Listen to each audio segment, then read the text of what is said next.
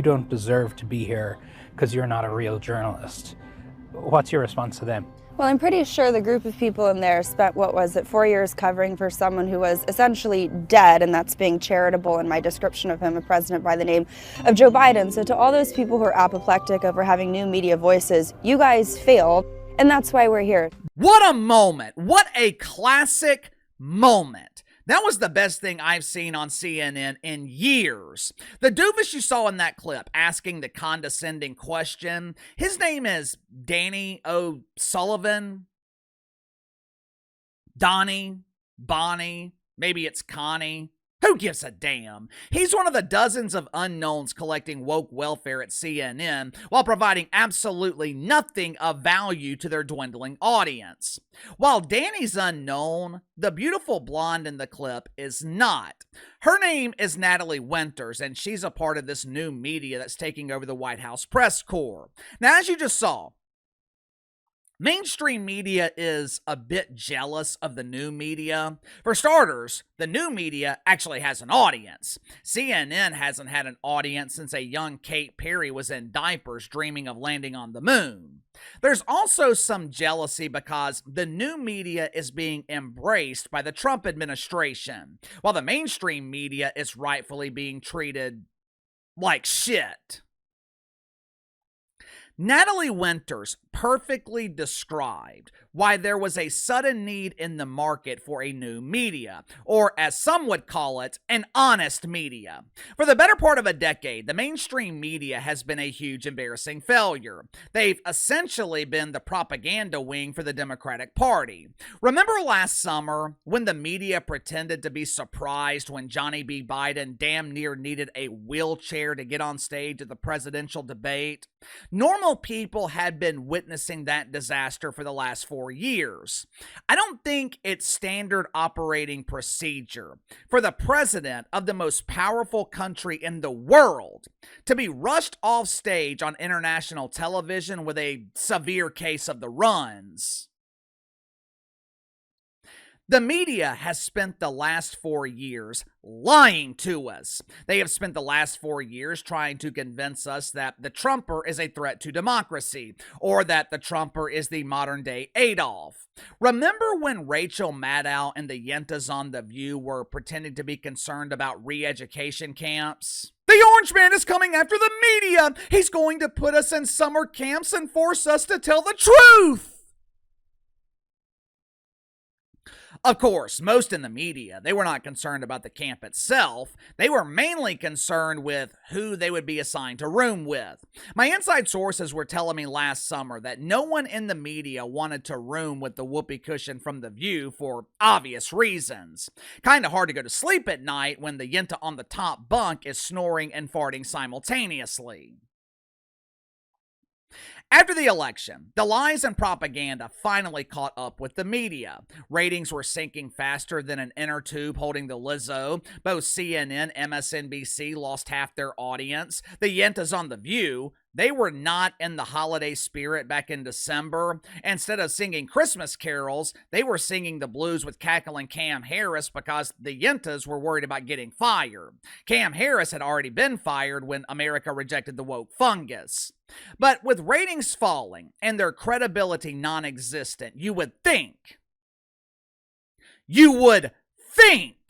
that the media would do the unthinkable and actually do their jobs. You would think that the media would provide honest commentary, honest reporting. Unfortunately, the media has decided to go back to the basics. Instead of, Orange Man bad! Instead of comparing Donnie to Adolf, instead of claiming that the Trumper is a threat to democracy, the media has decided to revive a business that recently declared bankruptcy. As of this week, the mainstream media, they are back in the business of mythical racism. Make sure to like and subscribe. You can follow me on Twitter at KC_BTL84. Why in the hell would they do this? With the media already lacking credibility, why would you attempt to revive a business that is known for huge embarrassing failure? The Wicked Weave, Joy Reid, Bomani Jones, Jamel Hill, Tiffany Cross, Dominique Foxworth. You know what they all have in common? they were employees in the business of mythical racism, and now the vast majority of them are unemployed. Hell, I think Jemele Hill's been unemployed for years, but for some reason, the media thinks they can restore their credibility while attacking the Trumper at the same time by reviving the business of fake racism. Earlier this week, Donnie announced that he supported a proposal that would pay first-time mothers $5,000 for having a child. The birth rate in America is the lowest it's been since the 1970s. When I was growing up, average American family had 2.5 children. Today, that number is less than 2. Now, the government, they think the number is dropping because Americans are having fewer kids. But I think the number is dropping because woke parents are unable to identify their children. Did I have a child, or will he identify as a cat? Just to be safe, let's name him Garfield. Don't worry about the diapers, grab a litter box. Me personally, I hate this idea. I kind of understand the Trumpers' reasoning. I kind of understand giving a financial incentive to parents, but here's the thing. The Trumpers not going to be in office forever. The thing about government programs, they always start with good intentions, then the next thing you know, they're completely out of control. We have generations of families on welfare because the damn government gives them money every month to feed their kids, along with housing, cable, cell phones, insurance.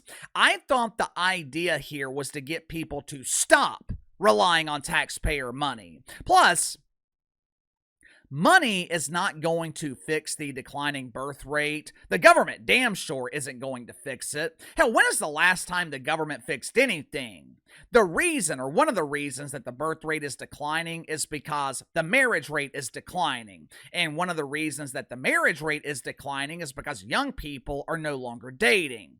There's an abundance of 30-year-old virgins at home on Friday night spanking the wanker watching other dudes get laid.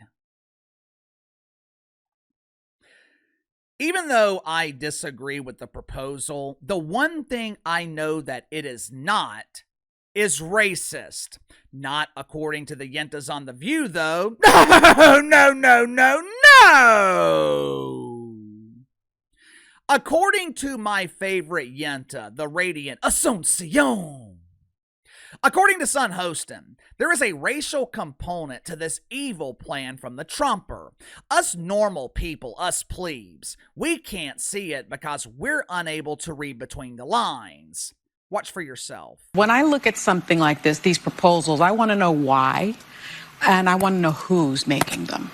And so when I looked into that, they're saying that the U.S. birth rate is declining. However, in 2024, there was a 1% increase in U.S. births. But that increase was with Hispanic mothers and Asian mothers.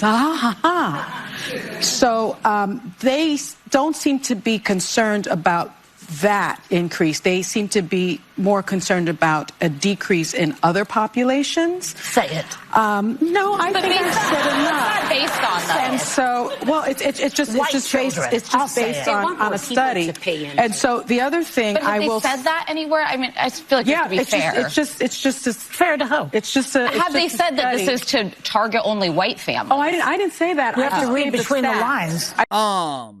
What? Excuse me?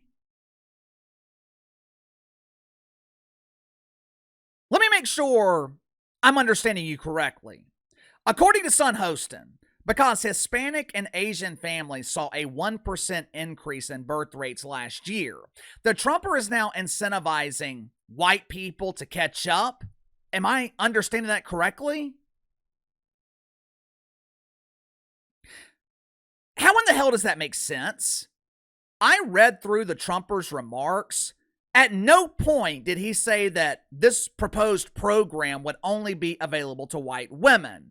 So how would they benefit more than everyone else? I guarantee you, if John Biden had come up with this same plan, the Yentas would celebrate it as a landmark for women. Come on, ladies, we no longer hate men. The government's paying us $5,000 to get pregnant. Stop buying batteries and find yourself a real man. Let's get rich. Let's get rich. The Yentas aren't the only ones who are reviving the business of mythical racism. As you guys know, there is no originality in the mainstream media. What you see on The View is the same thing you see on CNN or MSNBC. Last weekend, Symone Sanders was on MSNBC with two aging fossils.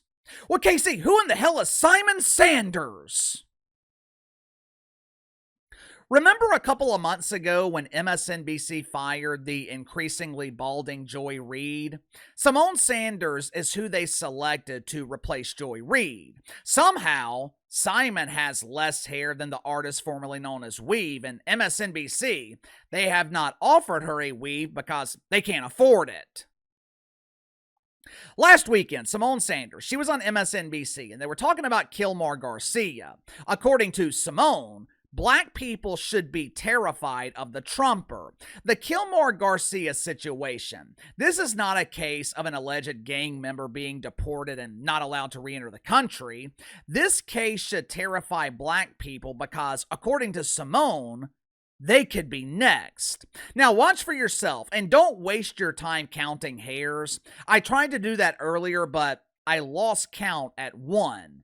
Roll the clip. The realistic way in which democracies die is that it's dismantled brick by brick, piece by piece. And she says that what we are seeing now with the lawlessness from this administration are really the canaries in the coal mine gasping for air. That is why Kilmar Abrego Garcia's specific case, the case of the gentleman who's a makeup artist out of California who was also sent to that prison. That is why the 75% of the folks who have been sent, the men who have been sent there that don't have criminal records, that is why this is so important. Because if they could do it to them, if they could snatch students off the street without any pushback or recourse, they will do it to any of us. And to be very clear, it's going to be the people of color and vulnerable communities that are next in line. The insinuation here is that the Trumper is racist. The Trumper is going to deport illegals first, and then he's going to start rounding up all minorities and kick them out of the country too. The insinuation here is that Donald Trump wants a white America, even though he's orange. Is it any wonder why the mainstream media is struggling? Is it any wonder why no one is watching this garbage? There is no honesty. There is no authenticity in the media. I don't blindly agree with the Trumper. Hell, I don't blindly agree with anyone. I think the government incentivizing new mothers to have children, I think it's a horrible idea. Now, you guys might disagree with that and think it's a great idea. Just because I voted for Trump, it doesn't mean I'm going to agree with everything he does. But what I'm not going to do is lie to you. And that is the biggest difference between new media and the mainstream media. One side lies, one side is agenda driven, one side is corrupt, and the other side has an audience. Give me your thoughts on this. Media reviving the business of mythical racism. Comparing Trump to Adolf, claiming he's a threat to democracy. None of that worked. So they are going back to the basics and creating stories of fake racism. Will it work? Will anyone believe them? Does the media have any credibility left? Let me know. Sound off in the comments below. I'll see you guys tomorrow.